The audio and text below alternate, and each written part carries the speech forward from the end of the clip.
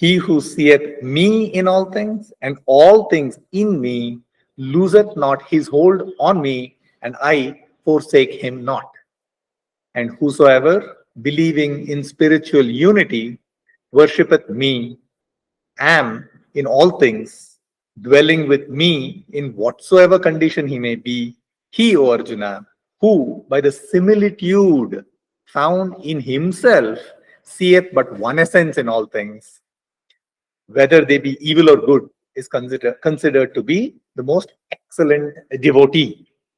And Arjuna asks this question, O slayer of Madhusudana, on account of restlessness of the mind, I do not perceive any possibility of steady continuance in this yoga of equanimity with which thou hast declared. For indeed, O Krishna, the mind is full of agitation, turbulent, strong, and obstinate.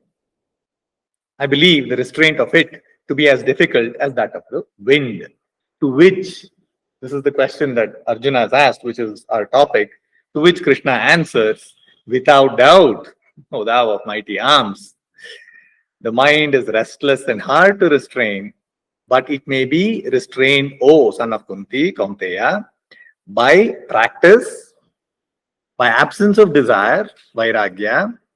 Yet, in my opinion, this divine discipline called yoga is very difficult for one who hath not his soul in his own control. Yet, it may be acquired through proper means, which is called upaya in Sanskrita, and by one who is assiduous and controlleth his heart. So, in a way, in this opening reading, we have both the question and answer to this question, but we'll explore it in a little more detail.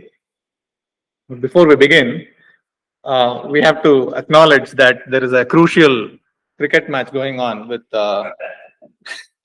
India playing West Indies, and they have to win this match. So the fact that you're all here, having controlled that desire,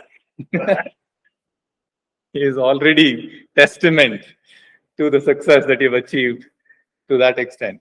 So with that, let's look at how to control the mind from a theosophical perspective. Now, let's go back to the part of the Bhagavad Gita that we did consider just now. So there, in the same chapter, the 6th chapter, Atma Samyama Yoga, Krishna says the following: Asamshayam Mahabaho, Mano Dur Nigraham Chalam, or Dur Nigraham Achalam, Abhyasena tu Kaunteya, Vairagyena tu Grihyate. Okay, and those two highlighted words, Abhyasa, Vairagya, are important. In the next verse, he says, Asamyatatmana yogo dushprapa iti me mati, Vashyatmana tu yatata, Shakyo avaptum upayata. We've broken the sandhis here just to show the upaya as being one of the means that Krishna has highlighted. The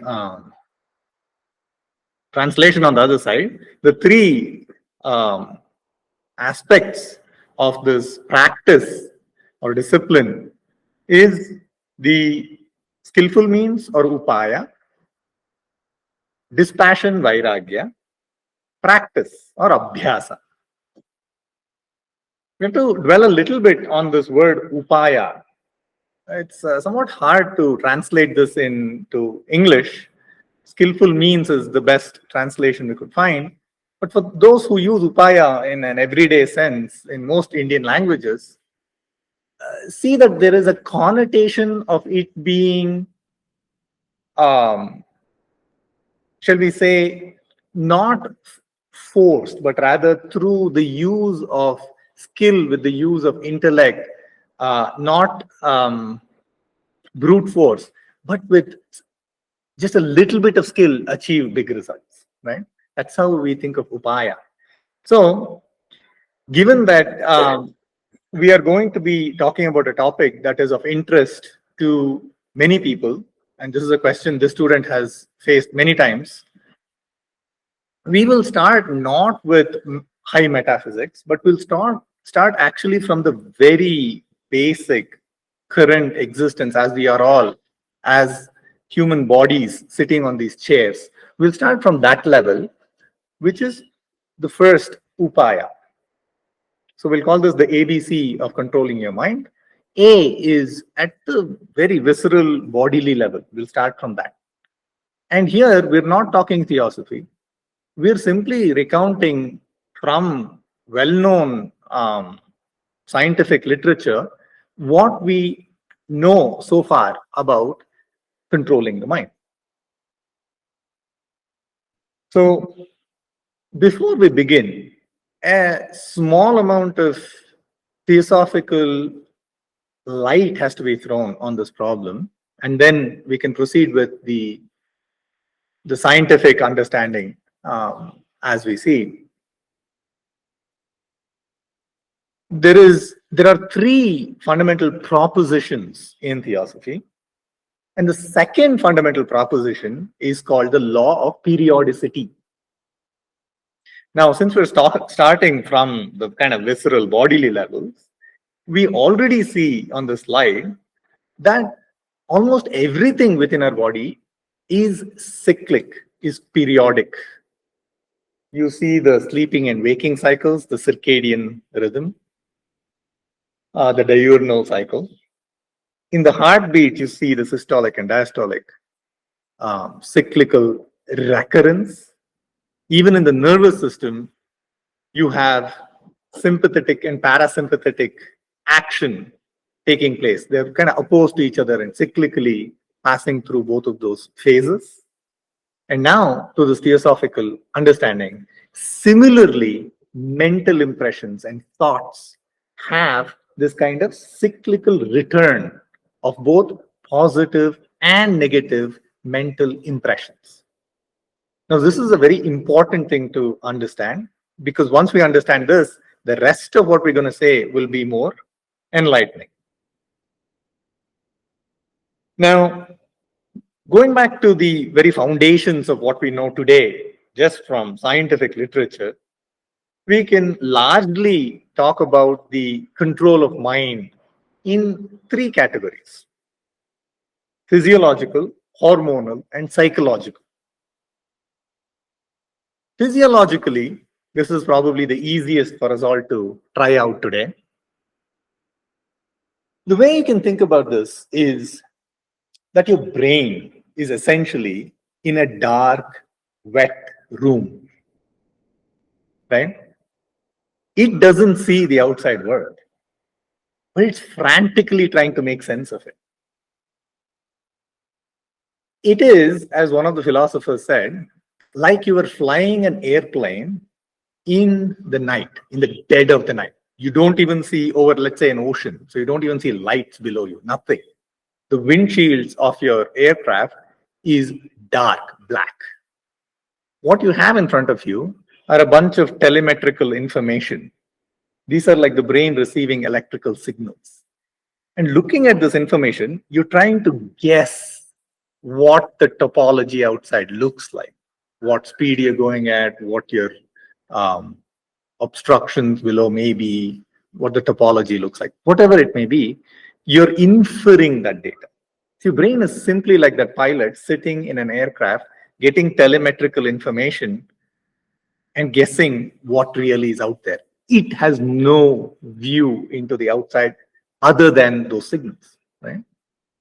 So what happens is it is constantly taking cues from your body, such as, let's say, if you're tensed up or if your jaws are clenched, right? Any number of these bodily, let's say, habitual things that you do is really sending signals to your brain.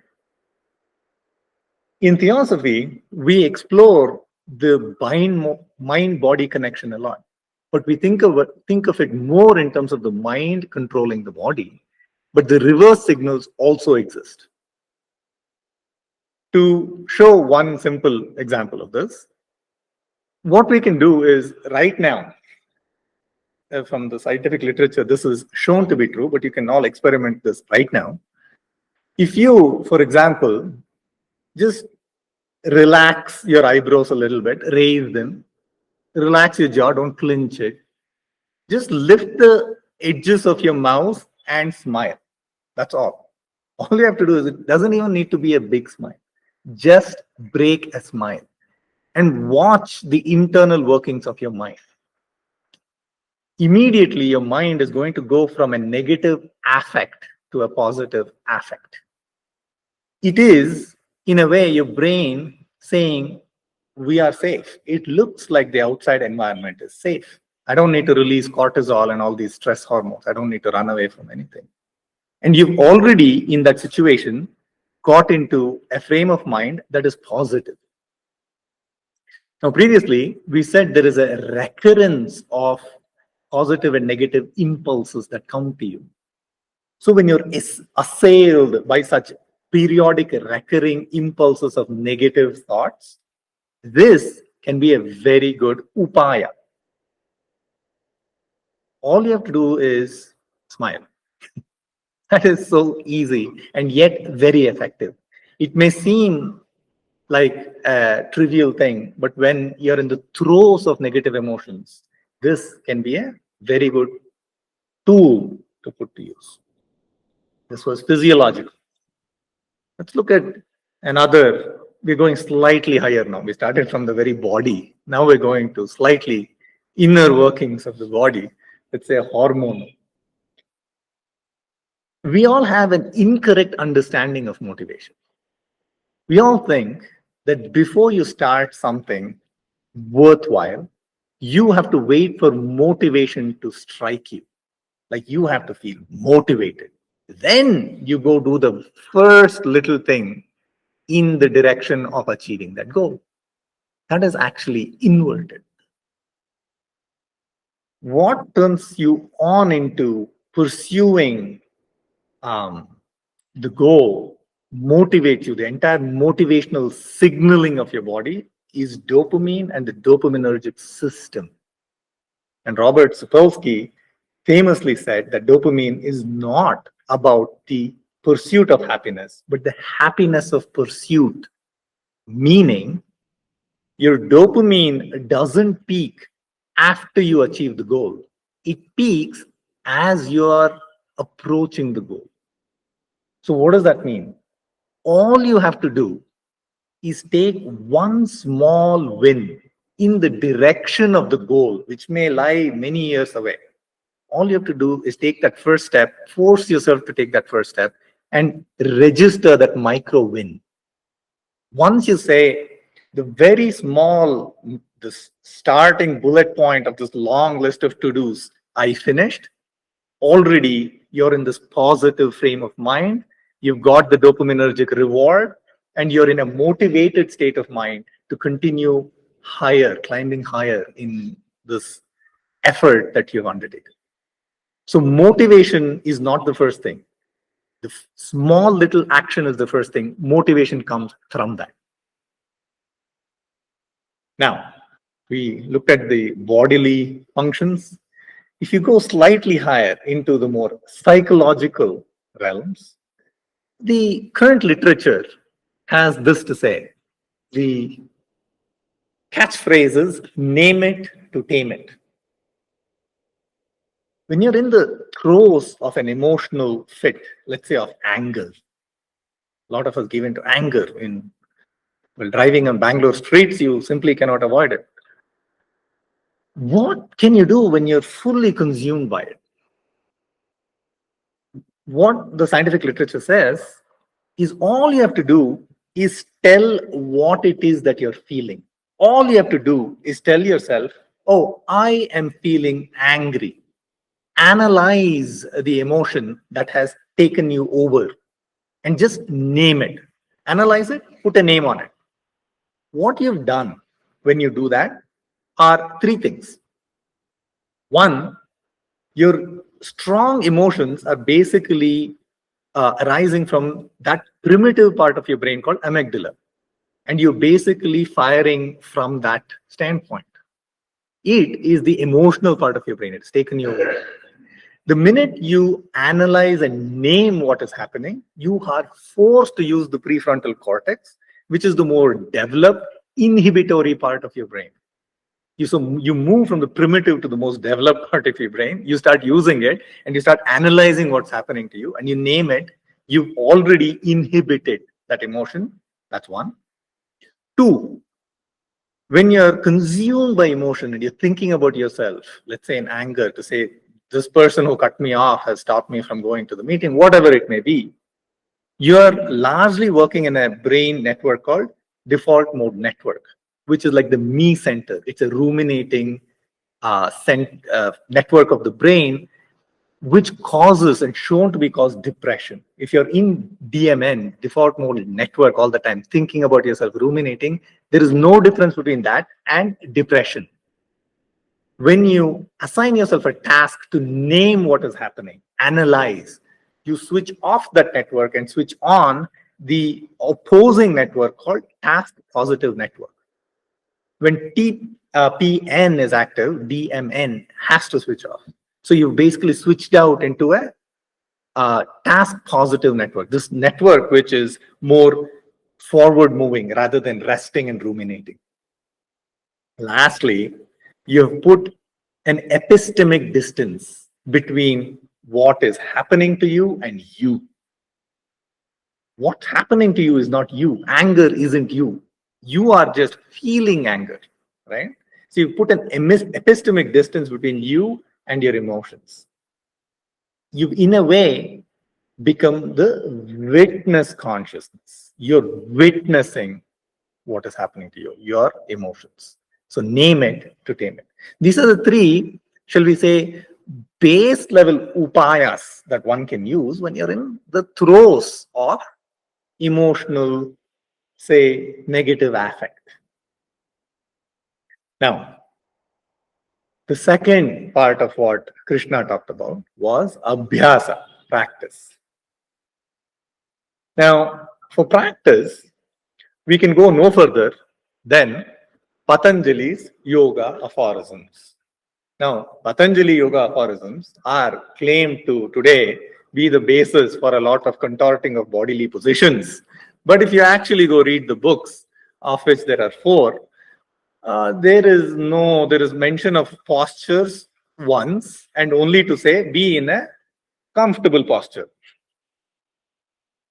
So in book 2, which is called the means of concentration, sadhana pada, the first verse pretty much puts out the sadhana, the practice that one needs to put in place to control one's mind.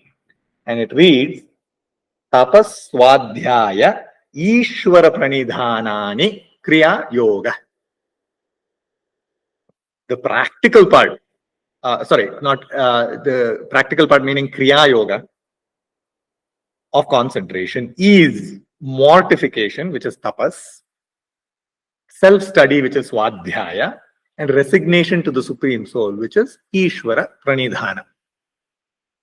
Now, these are the 3 broad categories that Patanjali has put out. Let's look at the first one, which is tapas.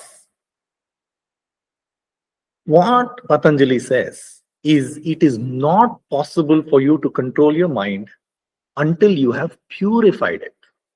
You cannot control a mind that is imbued with impure thoughts, with impurities that basically need to be culled out by the 3 or 4-fold practice that he is called out in that chapter. So let's quickly go through each one.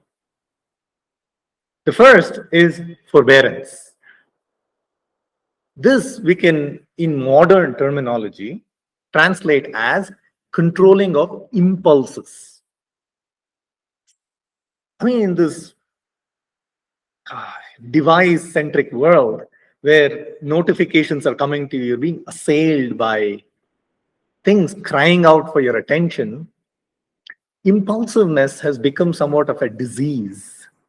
People are just simply unable to sit still and not give in to the immediate whim and fancy that strikes them at that point in time. Because no matter what strikes you, you can just pick up your phone and fulfill it. So, impulse control is basically a way of achieving forbearance, meaning in our times, in the most basic understanding of forbearance, one can say you have a, a set of ideas and fancies and whims and desires that arise. To not follow every one of them to its logical conclusion would for us be the first step in forbearance, first step in purifying your mind. Second, it says dharmacharya, duty over pleasure. Okay, so you're not following impulses, then what are you following? It's very important to have a positive idea of what you want to do rather than say negatively, I don't want to do something. Once you know what you want to not to do, you also have to know what you ought to do. And that is dharma, duties. What that means is no matter what station of life you are in, for that moment, what is demanded of you in the role that you are playing, that is your dharma. So now that you're sitting here, listening to the speaker and understanding the purport of what is being given is your dharma at this moment. It's a very much instantaneous dharma. In your activity as a parent, for example, when you're engaged with children, instead of being on your phone or, I don't know, watching TV, whatever it may be, your dharma is to engage with your children and play the role of a parent and give them ennobling directions in life. So dharma is that which one ought to do in the role that they're in at that given time, at that given moment. It's both the role and the time, the intersection of the two. So when you use that rubric, you know what you ought to do, and you simply have to follow it, and that becomes dharmacharya, which means impulses are naturally subdued and kept out of view. That's 2. 3 is purity of thought. Now here we're given a very good upaya as well. In Manu Dharma Shastra, Manu says that ideas and thoughts assail the mind. It's almost like they are somewhere externally present and they enter you and take you over, and you are forced into thinking and enlivening those thoughts. From a theosophical perspective, this is very true. Many of the thoughts that enter us are in fact entitative. They are living entities that you, by giving them life, meaning you giving them attention, you've enlivened and made it part of yourself. And to that extent, you've given it force and thrust to continue more. So in order to control impure thoughts when they enter your mind, we're told that one of the most efficacious way is mentally calling up of those things that are of the opposite nature, very opposite nature. Let's say you have thoughts of retribution and anger. You can immediately bring to your mind the image of Jesus saying on the cross, "Forgive them, Father, for they know not what they do." If he is crucified and about to die and yet says, "Forgive them, for they know not what they do," is what is happening to you really not of a level where you can forgive? If you're faced with thoughts of lust, you can bring up the image of Buddha in Jataka tales, where when he's on the threshold of reaching the liberative state, Apsaras are said to show up and dance in front of him. He calmly witnesses it with not one flutter of change in his mind. In every one of these cases, there is in our vast literature exemplars and anecdotes that are very opposed to the things that may come and assail you in it. This is purity of thought. Lastly, agnosticism to pairs of opposites. Now, this is not being attached to personal preference. The way we practice this is simply by recognizing, and usually in a family life, you get many opportunities to practice it, where when there is a conflict between personal preferences of you and whoever else that may be living close to you, use that as literally a practice. So we can use the example of Socrates, who apparently had a wife who was extremely, shall we say, henpecky. Socrates was extremely henpecked. She was very hard to deal with. And when Socrates' friends asked him about it, he said, the best of horsemen, people who ride horses, practice on the most spirited of horses, right? He thought of it as training, as abhyasa. Agnosticism, pairs of opposite, we get innumerable opportunities in our life to, just like Socrates, practice it. And when you get it, you should take it as a gift. You've been given the ability to practice overcoming your personal preference in deference to somebody else. That we see many, many times in our lives. Now, outside of tapas, there were two other things that Patanjali had mentioned, which was swadhyaya, self-study, study of one's own self, and Ishvara Pranidhana. And also, there was Vairagya that we saw from Krishna, which is the last discipline, right? We'll combine all of these three things and do one very simple set of takeaways. So the last part of controlling the mind, we can come back to chapter 6. This is verse 26. We didn't consider this, but it reads, Yato yato nischalati manaschanchala asthiram tatastato niyamyaitad atmanyeva vasham nayet. That atmanyeva vasham nayet is very important. It says, to whatsoever object the inconstant, what is it? Inconstant mind goeth out. He should subdue it and bring it back and place it upon the self. Atmanyeva vasham nayat. Place it upon the self. It can also be translated as spirit, but Atmanyeva vasham nayat, self. To really understand what this means, we can go into a long discourse on metaphysics. But what we can all do now is, just because we've looked at a lot of practical applications, we can all simply, sitting where we are, do a kind of contemplative, self-introspecting experiment. It may help to close your eyes if you want to do this.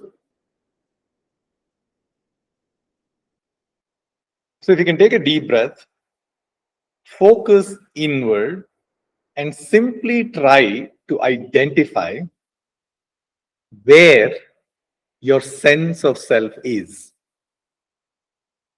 in this mind space that you're experiencing. Where is your sense of self? Most people, including this student, right now is feeling like I am floating somewhere behind my face, right? Looking out into the world, hearing sounds. Now, that sense of self, you can simply move it. Simply try moving it to the back of your head, say. And you'll find that you can actually do it. Now, expand that sense of self like a calm, becalmed, boundless ocean. It doesn't need to be in your head. that idea of self can be expansive. It needn't have any boundaries. It feels like it's a container that is ever expanding. It is consciousness itself. And there is a space within that container. And in that space, you have contents of consciousness. You're hearing my voice, and that is simply one content of consciousness. You feel your body sitting on the chair, that is simply one other content of consciousness. You can feel your breath, you can maybe even feel your heartbeat. All of those things are simply contents of that container, which is consciousness. Now, that container has no boundary. The space within the container is what is changing. So, what are the three things that you feel? And if you can take a deep breath and open your eyes and analyze the experiment you just did. We first started by saying, where is this me center in your mind? He said it was behind my face somewhere. We said, can we move it? He said, yes, we can actually move it to the back of the head and think of it as if you're seeing into a mask. Can we expand it? Yes, it can infinitely expand. And what did you have? You have these three things.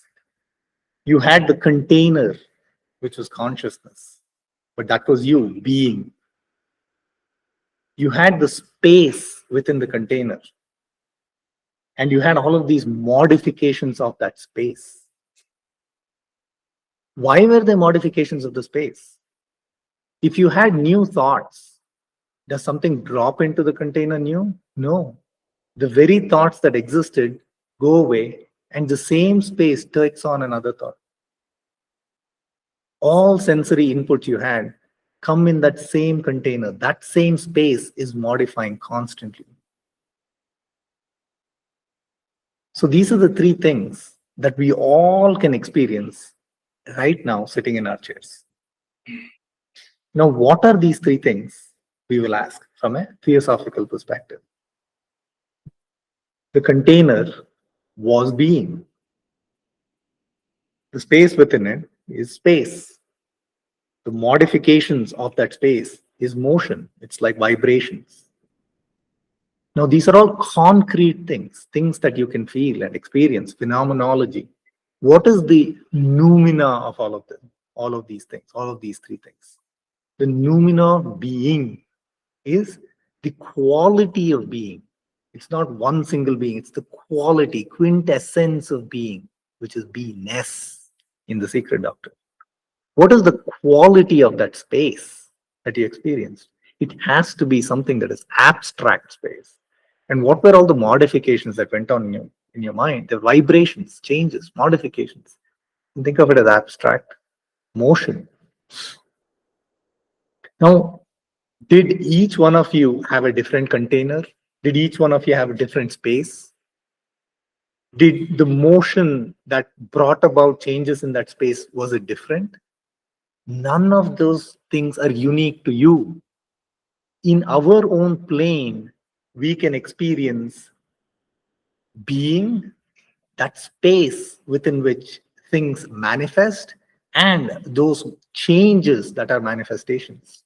And when you take the abstraction in the highest level possible, conceivable, you get those three noumenon. Those are the first fundamental proposition of the Secret Doctrine. So if you have to meditate, if you have to bring to mind the eternal verities of the first fundamental proposition, they are accessible to you experientially in this plane. And that's why Krishna, if you go back to the verse, says, no matter where the mind goes, bring it back and place it on the self, which is that. That self is not different for everybody. It is the self of all. It is the same in everybody. Those three aspects are the same. And they are three aspects of one, which is the self of all, Ishvara. Now, when you do this exercise, what all have we seen? One, Atmanyeva Vasham Nayet, we've seen. If you, no matter what it is you're experiencing, it is simply contents of that consciousness, of that container. So you've taken yourself out of identifying yourself with each one of those contents of that consciousness. Atman, you've taken Vasha into your Atma. We said Swadhyaya. You simply analyzed your own self and arrived at the first fundamental proposition. The eternal verities can be found within. Swadhyaya. But you have to start with that knowledge. Simply going and analyzing oneself wouldn't result in much. It would be like, as William Cuget says, looking into an empty glove. And the final thing is Vairagya. When you've experienced this and you've understood that this is the nature of phenomenal existence, simply vibratory changes in the contents of your consciousness, you cannot be attached to some kind of vibration and be repulsed to some other vibration. You have to develop a kind of detachment. If you're the container, the contents of your container is simply not consequential. That's Vairagya. Now, having said this, let's look at the teleology and end. Why even control the mind? Let's say you do control the mind and it's become a tool in your hand. What should you use it for? And here is where the teleological aspects of theosophy comes in. Well, the first thing that you use that mind to do is to know yourself. And know yourself to be the self of all, which is Yajna Purusha, embodiment of sacrifice. Now that self has sacrificed to itself, as Krishna says, and generated this world so that it can come down in contact with this phenomenology, garner experiences, elevate itself and the nature around it. So everything about that self is sacrificial. And in Voice of the Silence, we see to live to benefit mankind is the first step. So when your true nature is a sacrificial self, if you use your mind, no matter how controlled it is, for selfish purposes, you will never be happy. It will never result in the correct teleological end, no matter how well and concentrated your mind is. So what should you do? Find purpose. Find a way in which you can best benefit mankind. If you identify that what you experienced, everybody experiences, you identify with everybody. And when you work, you want to work for that self, not for this one individual point in that container. Somebody, I forget this person's name, he wrote this book called Psychology of Money. And this person recently was in an interview and said this, which really appealed to this student, which is, you're speaking of wealth. And he said, what is true wealth? He interviewed almost 50 billionaires and he came out with this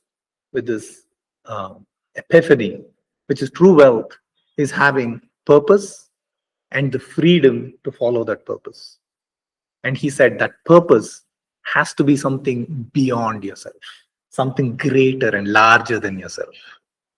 Having such a purpose and having the freedom to follow it. What is freedom?